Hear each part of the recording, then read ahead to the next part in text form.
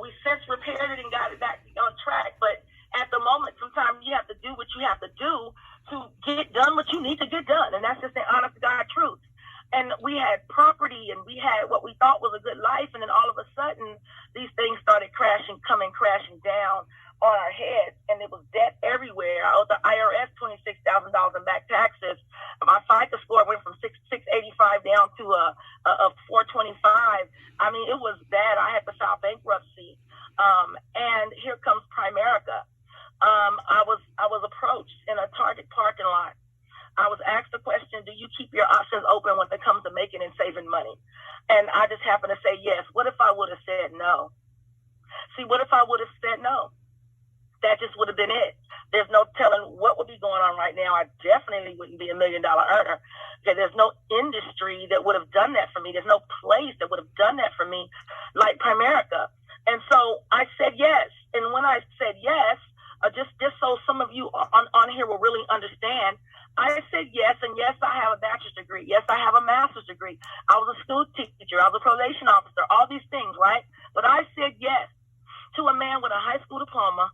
I'm saying that because none of that matters. It doesn't matter what degree you have or don't have. It doesn't matter what experience you have or don't have. It doesn't matter. I had no experience in financial services. I had no need and no thought and no want to have a career in financial services. I didn't want to do this. This is not what I grew up saying I wanted to do. I didn't grow up saying I want to sell life insurance and investments for a living. I didn't say I wanted to do that. But what I did say is I want to be successful. I want to impact people. I do want to feel fulfilled in what it is that I'm doing, and I do want freedom.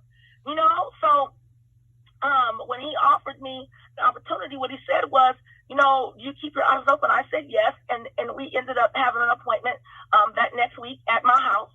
He and his wife came in, and he introduced himself. He was a former car salesman doing Primerica full time, and she was a nurse, and she was getting ready to quit her job. And I said, well, you guys, you know, you do this full time. I said, well, how well is the money? And so he went through the presentation. He took me out of the bad things that I was doing as far as, you know, how I was putting my money away, just taking it to the bank. No, we're not doing that anymore. Put me in a Roth IRA, had me set up an account for my daughter's education, and then also took me out of my bad insurance policy. He did all of this with the same money that I was already paying. You guys know that. You know how this goes, right? But it impressed me. It impressed me seriously. And I was like, wow. And, you know, he was like, you know, I know you have a degree, this and that. And I stopped him right there in his tracks. I said, I have a degree. The only reason you know that is because the jobs I work, you know that you have to have one. I said, but I don't care about that. You obviously know something I don't know. None of that matters to me. And it never has. And I need you guys to understand that. He recruited me as a district leader. He wasn't an RVP. He wasn't a regional. He didn't have all the answers to everything. He was a district. He was a district that was being consistent. He had fallen off for the last 3 months or so he was kind of struggling. But he was a district. I didn't know any of that when he was in my house. See, nobody needs to know what you're going through and how it is. I learned that later on. And that gave me hope. Because when you're in that situation and you're like, wow, I have to be this to recruit somebody like that. No, you don't. Tonia Poe was found, and the Tonia Poe you see today was developed. Tonia Poe was someone, I don't like talking third person, but somebody who was looking for an opportunity. There's a million of us out there. But when you get them, do you know what to do with them? See, that's the thing. I just got finished talking to my team last night about the trainers meeting, about training. You know, do you know what to do with them? Once you become a trainer, guys, listen, it's all in the training. The training is the hook. If they're not trained properly and they get a sense that you don't care about them and what they're going through and their feelings and all these things, then you're going to lose them. They have to feel like you trust them. So one thing that held me was that I felt like, okay, this is a good thing. I felt like he cared. He made a couple of bumps in the road that, you know, I didn't like. But I understood by this time that there was time invested in me. He took time with me. Neil Gerfine took time with me. And I understood that this is a place that if I get upset and I say, I'm leaving, I'm going to quit, it's not going to hurt them. They'll find someone else that wants to do it. And that's the mentality you always have to have. So as I came through the business, guys, I was part-time for the I did not quit my job. I got licensed August of '08. I did not quit my job until August of '09. Literally, I didn't plan it that way, but that's just how long it took me to really see the vision, really buy into myself, and understand that I can create whatever it is I need to create here. I can do that. I am in charge. I am the person that will not let myself down. People say, well, it's so hard transitioning from, a W-2 mentality to a 1099 mentality. I get it. I totally get it. We're so used to being able to go to work and not really work, but still get paid for the work we didn't do, right? That's just how it works. But when you come someplace like this, if you don't work, you don't eat. That's the truth also. But what you also got to understand is you have 100% control. No one has control over me anymore. If I want to eat, I am going to go to work and I will eat. If I have a job, it'll be days when they're laying me off and I don't even have a job. I cannot go to work and I cannot eat. I don't want that. I don't want that to be my life. I don't want that. And so when I left my job, guys, I did make a decision. The decision I made was not to leave my job and say, okay, well, I'm going to go try Primerica. I'm going to go see if it works. And if it works, then I will, stay. If it doesn't, I can always come back and get a job. There was no contingency plan for me. When I left my job, I left the job force. I said, I'm never, ever, ever going to, this will be the last job I ever have. I'm never, ever, ever, ever going to work for anybody else again. There was no contingency plan. Understand this, that I knew that there was a book, and there still is a book. Back then, the book had about 4,000 people in it. It's called the Financial Independence Council book. You all know that book well. It had about 4,000 people in it, and I had two of those books. I had one by my bed, had one with me I would take on KT. And what that book did for me was sell me the dream over and over and over and over again, to the point where I just wanted to get in that book so bad. It's so funny. Grace talked about the secret, okay? I went to bed with the secret playing every night. Because what I did was I wanted it to subconsciously seep in while I'm asleep. I read a book about when you sleep. When you sleep, you go through different realms of sleep. And the first realm you go through, you're still very aware of what's going on around you. That's the sleep where you'll hear a noise, it'll wake you right up.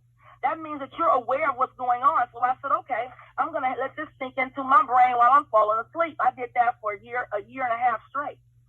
So during this time, I'm developing my mental. I'm developing, what I need to manifest, right? I wanted to be in that book so bad that I just kept manifesting. I got to hit 100 grand. I got to hit 100 grand. I got to hit 100 grand. That the universe doesn't know specifics. The universe doesn't know that most people don't hit 100 grand until they have an RVP contract because you get paid more money per sale. The universe didn't know that. So the universe brought me mine on a 70% contract. The universe brought me my watch that I didn't even know Primerica had a watch, guys. That's how bad it was. I didn't know until I earned it. Literally, okay? I was hitting it that night, and Mario Munoz's wife said, hey, you're getting your watch tonight. You know that? I said, what watch? She said, wait, you didn't know there was a watch? You wasn't going for it? I said, all I'm worried about is a ring. What do you mean a watch? That's how that happened. I got that at Division. And I got the ring at Regional Leader, okay? And so I did this before I went RVP, because I was so focused on it. You can't tell me what you focus on don't grow. You can't tell me that you can't manifest things. I did it before RVP. Didn't even realize that nobody really does it before RVP. Didn't know until I got close to it how huge that was to do that. Didn't even understand it. I just know I want my ring. I want to get in this book. That's all I care about. And I manifested that. And I put the work behind the manifestation.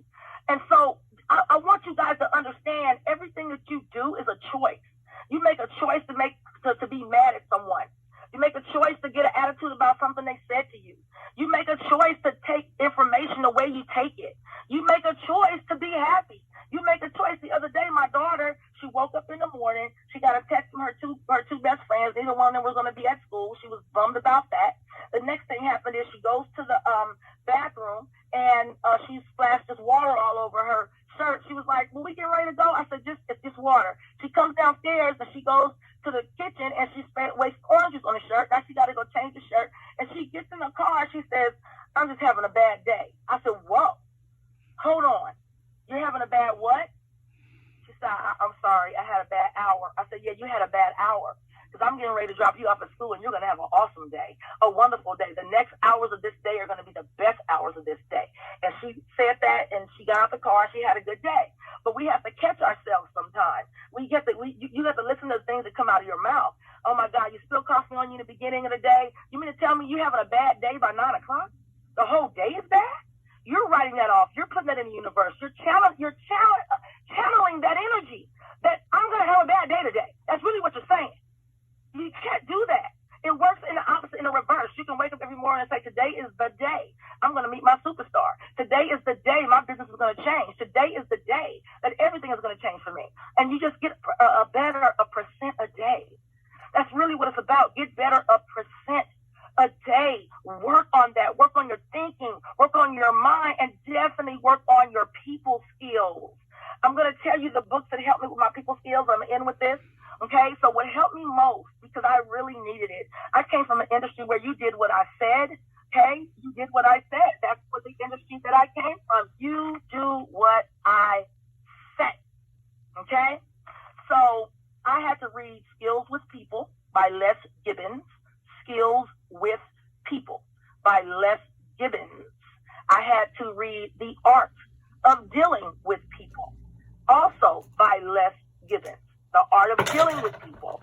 And then I had to read, of course, Pushing Up People by our awesome founder, Art Williams. Those 3 books helped me tremendously with learning how people think, with just knowing basic things. Like most people only retain 17% of information the first time they hear it. So I'm not expecting so much from people. Just other little basic things like, how people, their favorite word is their name. So how to incorporate we when you talk to them, like you're both going to be doing it, even though it's going to be just them. Things like that helped me grow my business and help me show people that I cared about them. So I suggest to everyone, get your people skills together. Get your thought process together. It will change your life. I'm excited to be in business with all of you. I'm excited to be able to represent women in Primerica. And I just want everyone to win. I want us all to walk in to that dome next year, dominating. Our Women in Primerica segment is going to be so powerful. I just cannot wait.